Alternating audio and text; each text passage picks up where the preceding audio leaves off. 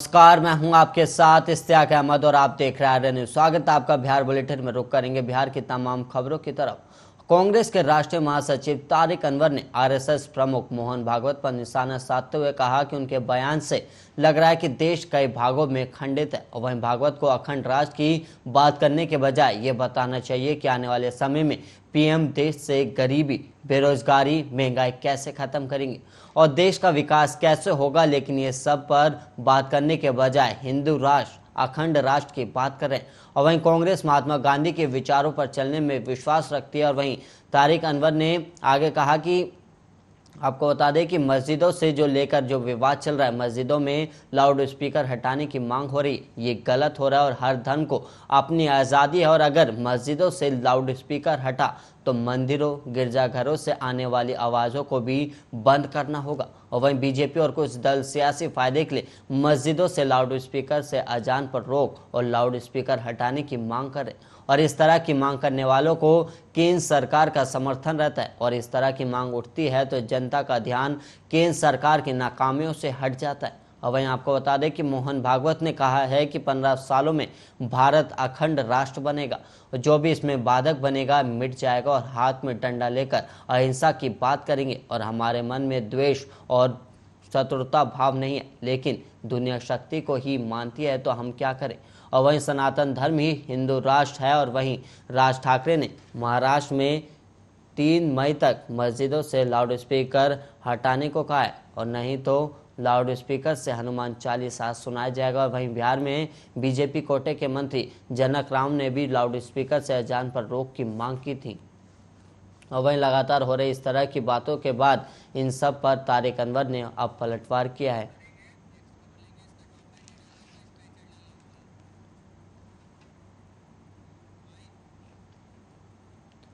वहीं केंद्रीय विद्यालयों में अब सांसद और जिलाधिकारी कोटि से एडमिशन नहीं होगा। और वहीं केंद्रीय विद्यालय संगठन ने एक पत्र जारी कर स्पष्ट तौर पर इस संबंध में निर्देश दे दिया है कि इस निर्णय का बिहार के पूर्व उप मुख्यमंत्री और राज्यसभा सांसद सुशील कुमार मोदी ने स्वागत भी किया और सुशील मोदी ने इसके फायदे भी गिनाए। और वहीं सुशील कुमार मोदी ने केंद्रीय विद्यालयों में सांसद और जिलाधिकारी कोटे से होने वाले लगभग 30,000 दाखिले पर रोक लगाने के निर्णय का स्वागत किया और उन्होंने मांग की कि ये कोटा स्थायी रूप से समाप्त किया जाए। और उन्होंने आगे कहा कि कोटा स्थगित करने के शिक्षा मंत्रालय के निर्णय से इन सीटों पर भी SC, ST, OBC कोटे से हर साल 15,000 छात्रों को आरक्षण का लाभ मिलेगा। और वहीं इस फैसले को लेकर सुशील कुमार मोदी ने कहा कि वो सांसद कलेक्टर कोटे से दाखिल बंद करने की मांग करते रहे और उन्होंने सदन में भी ये मामला उठाया था। और उन्होंने बताया कि अब तक हर सांसद 10 और विद्यालय प्रबंधक समिति अध्यक्ष के नाते हर कलेक्टर अपने जिले के प्रत्येक केंद्रीय विद्यालय में न्यूनतम 17 छात्रों का नामांकन अपने कोटे से करा सकता था। और वहीं सांसद कोटे से करीब 7,500 और कलेक्टर कोटे से करीब 22,000 छात्रों के दाखिले होते रहे। और उन्होंने कहा कि ऐसे नामांकन में न आरक्षण के नियमों का पालन होता है और न योग्यता को आधार बनाया जाता है। और दाखिला को कोटा मुक्त करने से आरक्षण और योग्यता के आधार पर नामांकन के लिए एक झटके में 30,000 सीटें बढ़ जाएंगी और ये कोटा जनप्रतिनिधियों से लोगों की नाराजगी का कारण भी बन गया था। और वहीं अपने कोटे से सांसद केवल 10 दाखिला करा सकता है, जबकि लाभ चाहने वालों की संख्या सैकड़ों में होती थी।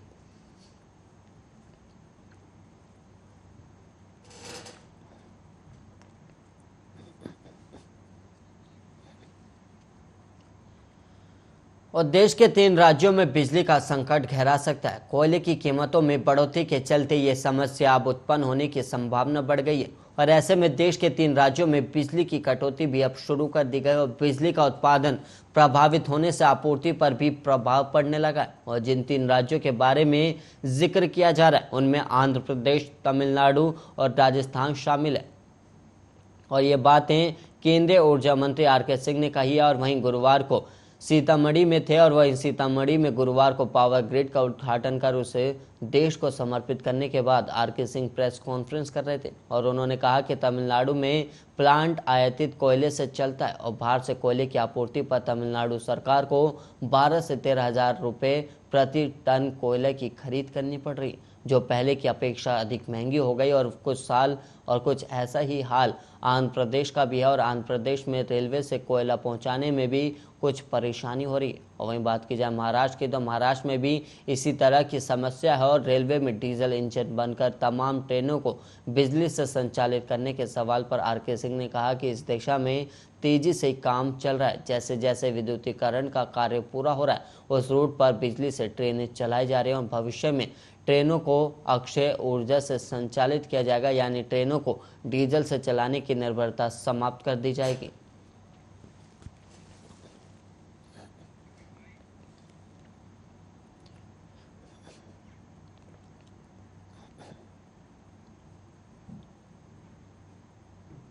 वहीं बिहार के सुपौल जिले में बर्ड फ्लू ने दस्तक दे दी और जिले के सदर थाना क्षेत्र के चबकाही गांव के कुछ वार्डों से ली गई पक्षियों के सैंपल में बर्ड फ्लू की पुष्टि हो गई है। और वहीं फ्लू की पुष्टि के बाद पशुपालन विभाग द्वारा गांव के 1 किलोमीटर की परिधि में मुर्गियों को नष्ट करने का काम अब शुरू कर दिया गया है। और वहीं 9 किलोमीटर के दायरे में इलाके में जांच भी अब शुरू कर दी गई। और वहीं आपको बता दें कि बीते 31 मार्च से छपकाई गांव के वार्ड नंबर 1 से लेकर 11 तक में कुछ मुर्गियों और बतख की अचानक छटपटाकर मौत होने लगी थी। और वहीं लोगों ने कई कौवों को भी मरा हुआ पाया था, जिसके बाद पशुपालन की टीम ने गांव जाकर जांच की और उसके बाद पटना से टीम बुलाकर सभी को कुछ इन्फेक्टेड पक्षियों का सैंपल लिया गया और सैंपलों की जांच के बाद बर्ड फ्लू की पुष्टि हुई है। और ऐसे में निदेशक पशुपालन पटना के आदेश के बाद गुरुवार को डीएम कौशल कुमार और एसपी डॉक्टर अमरकेश के संयुक्त आदेश पर रैपिड रिस्पांस टीम का गठन कर पक्षियों को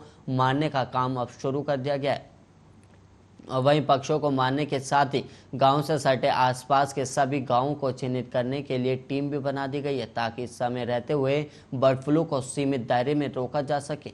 और वहीं छपकाई गांव को केंद्र मानते हुए 1 किलोमीटर की अंदर के सभी गांव के मुर्गियों को मारने के लिए विभाग ने 4 टीमों का गठन किया। और इस बाबत जिला पशुपालन अधिकारी रामशंकर झा बताते हैं कि खबरों के मुताबिक से जानकारी मिली, जिसके बाद मरे हुए और जीवित पक्षियों का सैंपल लिया गया और जांच में बर्ड फ्लू की पुष्टि हुई। और ऐसे में विभाग के वरीय अधिकारियों के आदेश के बाद पक्षियों को मारने का काम भी अब शुरू कर दिया गया और सभी पक्षी पालकों को मुआवजा भी दिया जाएगा। और वहीं इससे निपटने के लिए जानकारी भी अब साझा की गई है।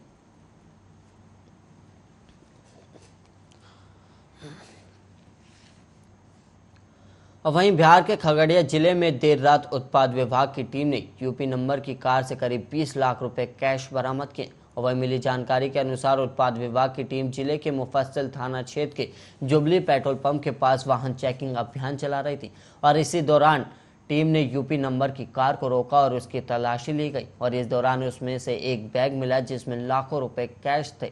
और कैश के संबंध में पूछे जाने पर गाड़ी में बैठे व्यक्ति ने कुछ भी नहीं बताया, जिसके बाद उत्पाद विभाग की टीम ने मुफस्सिल थाना की पुलिस को बुलाकर गाड़ी उन्हें सौंप दी। और गाड़ी थाने लेकर जाने के बाद पुलिस ने पैसों की गिनती की तो कुल 20 लाख रुपए होने की बात सामने आई है। और वही मुफस्सिल थाना के प्रभारी जेपी यादव की माने तो गाड़ी में बैठा शख्स स्पष्ट नहीं बता पा रहा है कि वो रुपए लेकर कहां से कहां आ रहा था। और वहीं हालांकि उत्पाद अधीक्षक का कहना है कि गाड़ी के ड्राइवर ने बताया है कि वो औरंगाबाद से पटना जा रहा था और ऐसे में वो खगड़िया से कैसे गुजर रहा था, इस बात का जवाब वो स्पष्ट नहीं दे पाया। फिलहाल पुलिस पूरे मामले की छानबीन में जुटी हुई है और पुलिस को संदेह है कि पकड़े गए व्यक्ति द्वारा कहीं शराब की डिलीवरी की गई है, जिसके एवज में उसे इतनी बड़ी राशि मिली, या फिर उस व्यक्ति द्वारा शराब खरीदने के लिए इस पैसे का उपयोग किया जाना था। फिलहाल पूरा मामला अभी स्पष्ट नहीं हो पाया और पुलिस जांच के बाद ही स्पष्ट हो पाएगा कि पूरा मामला आखिर क्या है। वहीं बिहार में शराबबंदी है और सरकार ने निर्देश दिया है कि हर हाल में इसका सख्ती से पालन कराना है, लेकिन यहाँ सरकारी कार्यालय में ही शराब की सैकड़ों बोतलें मिल जाएंगी और इसे देखकर आप यही कहेंगे कि जरा इधर भी ध्यान दिया जाए। और वहीं आम लोगों पर तो सख्ती बढ़ती जा रही, लेकिन सरकारी कार्यालय पर कार्रवाई कब होगी? दरअसल तस्वीरें जहानाबाद जिला परिषद की है, जहां कैंपस में एक या दो नहीं बल्कि सैकड़ों शराब की खाली बोतलें हैं। और सबसे हैरान करने वाली बात है कि इसके सटे दक्षिण में एसडीओ का कार्यालय और आवास भी है और सरकार ने शराबबंदी का कानून बनाया और सरकारी परिसर में शराब की बोतलें मिल रही। और जहानाबाद जिला परिषद कार्यालय में आप अगर आएंगे और जहां तक आपकी नज़र जाएंगे वहां बोतल ही बोतल दिखेगी। और जब शराब का सेवन किया जा रहा है तो स्वाभाविक है कि इसकी बिक्री भी हो रही होगी। और सबसे हैरान करने वाली बात यह है कि शहर में शराब माफिया और धंधेबाजों पर नकेल कसने के लिए टाइगर मोबाइल की अलग व्यवस्था है, लेकिन इसका भी असर नहीं है। और इस मामले पर जिला परिषद के अध्यक्ष ने हैरानी के साथ साथ नाराजगी भी जताई। और जिला परिषद अध्यक्ष रानी कुमारी ने कहा कि वो इस मामले में एसपी से कार्रवाई की मांग करती है। और उन्होंने आगे कहा कि शराबबंदी में इतनी दुस्साहस करने वालों को हर हाल में दंड मिलना चाहिए।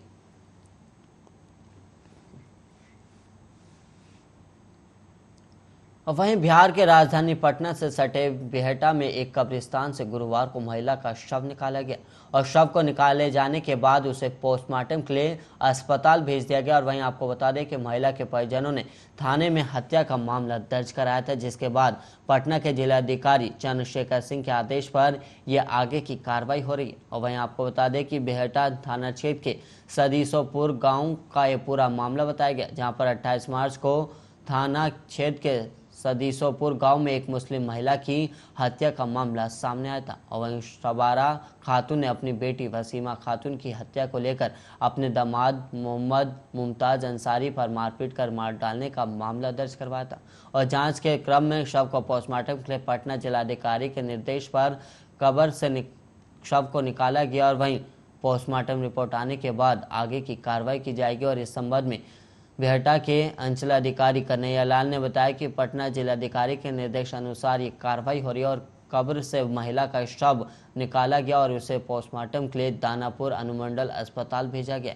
और वहीं विधि व्यवस्था ना बिगड़े इसका भी ध्यान रखा गया था और भारी संख्या में पुलिस बल की तैनाती भी की गई थी। और वहीं झारखंड के बोकारो जिला निवासी शबारा खातून ने अपनी बेटी वसीमा खातून की शादी 2013 में बिहटा थाना क्षेत्र के सदीसोपुर गांव निवासी मोहम्मद मुमताज अंसारी के साथ की थी। और शादी के कुछ महीनों बाद से और पैसे को लेकर ससुराल वाले मारपीट और गाली गलौज करने लगे। और 28 मार्च 2022 को अचानक ससुराल वालों की तरफ से उसकी मौत की सूचना मिलती है। और इसी मामले में उसकी मां ने दामाद और ससुराल वालों के खिलाफ हत्या का मामला दर्ज करवाया है।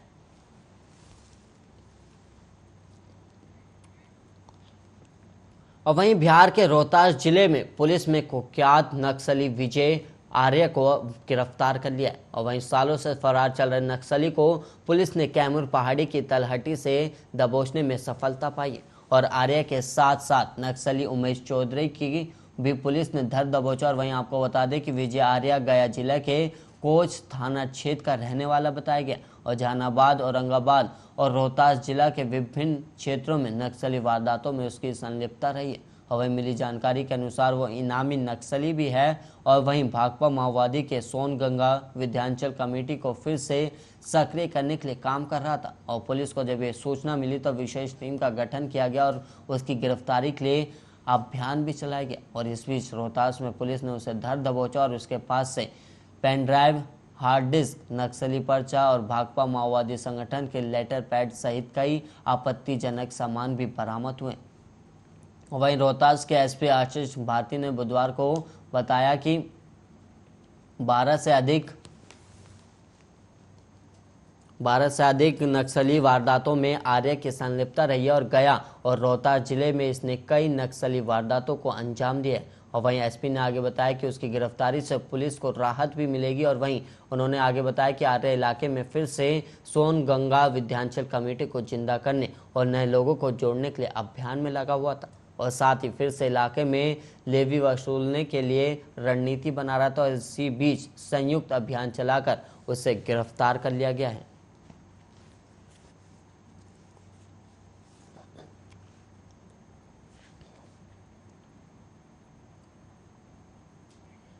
और वहीं यूक्रेन और रूस के बीच चल रहे युद्ध से वैश्विक रूप से रूस के लिए परेशानियां बढ़ चुकी हैं। और तमाम प्रतिबंध झेल रहे रूस को अब बेहतर विकल्प की तलाश है, जिसके चलते रूसी तेल और गैस पर अमेरिकी प्रतिबंध के बाद एशिया और अफ्रीका को बाजार बनाने की फिराक में। और इसी रणनीति के तहत इस पाइपलाइन और रूसी पाइपलाइन बिछाने की योजना पर काम शुरू करने जा रहा है। पर रूस ने आखिर अफ्रीका और एशिया को ही क्यों चुना है, समझते हमारी इस खास रिपोर्ट में।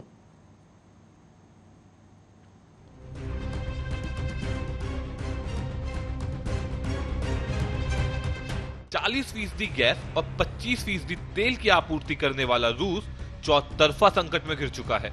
लगभग सभी देशों के प्रतिबंधों के कारण रूस को अब आर्थिक तनाव का सामना करना पड़ रहा है। परिस्थितियां और विकराल हो इससे पहले अब रूस विकल्प तलाशने में जुटा है। इसी कड़ी में रूस के राष्ट्रपति पुतिन ने कहा है कि अब वह पूरब को अपना बाजार बनाएंगे, इसीलिए नई पाइपलाइन बनाने की योजना पर कार्य शुरू हो गया है और अब उनके जरिए गैस और तेल की आपूर्ति होगी। दरअसल एक उच्च स्तरीय बैठक के बाद टेलीविजन पर पुतिन ने कहा कि वह गैर मित्र देशों के साथ व्यापार नहीं करना चाहते हैं। तो वहीं आपको बता दें कि दुनिया के कुल तेल उत्पादन का 10% तेल और 20% गैस की आपूर्ति रूस करता है और एशियाई देशों को अपने आधारभूत ढांचे के विकास के लिए तेल और गैस की बहुत जरूरत है। इसी प्रकार से अफ्रीका और लैटिन अमेरिकी देश भी उनके लिए बड़े बाजार हो सकते हैं। गौरतलब है कि रूस के तेल, गैस और कोयले पर अमेरिका के प्रतिबंध का ब्रिटेन और यूरोपियन यूनियन के 27 देशों ने समर्थन किया है। रूसी तेल और गैस पर आश्रित यूरोपियन देशों ने इस साल के अंत तक रूस से खरीद बंद करने का ऐलान कर दिया है।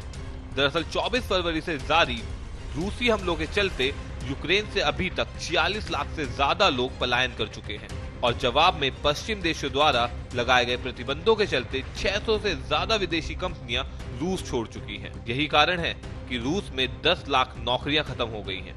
विश्व बैंक के अनुमान के अनुसार रूस में इससे करीब 26 लाख लोग गरीबी रेखा के नीचे चले जाएंगे। पर बावजूद इसके रूस और यूक्रेन के बीच युद्ध जारी है। न रूस बाज आ रहा है, न ही यूक्रेन पीछे हटने को तैयार है। रूस ने यूक्रेन पर अपनी सीमा में घुसकर हवाई हमले करने का आरोप लगाया है, जबकि रूसी जांच समिति ने कहा है कि यूक्रेनी सेना के 2 हेलीकॉप्टर ने रूसी क्षेत्र के ब्यांस्क में आकर आबादी वाले इलाकों पर 6 बम गिराए।